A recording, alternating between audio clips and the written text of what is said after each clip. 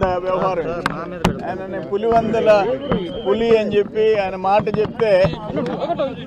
మాట చెప్తే నేను వెనక్కిపోను అని చెప్పి ఇప్పుడేమో అసెంబ్లీకి వస్తున్నాడంటే 60 రోజులు అసెంబ్లీకి రాకపోతే సభ్యత్వం పోతుందని, పోతే పులివెందలు కూడా గెలవలేమని ఆ భయం పట్టుకుంది.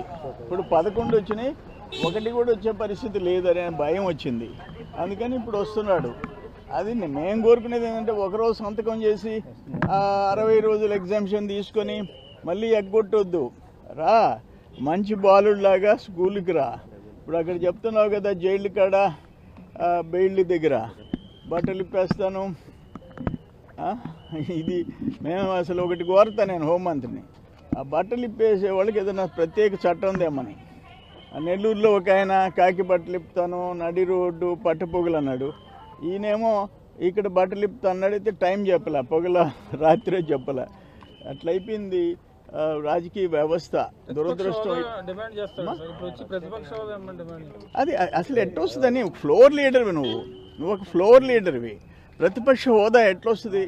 ఆడొక చట్టం ఉంది, నువ్వేమన్నా స్పెషలా? నువ్వు నీ పర్సనాలిటీ చూసి ఇవ్వాలనా?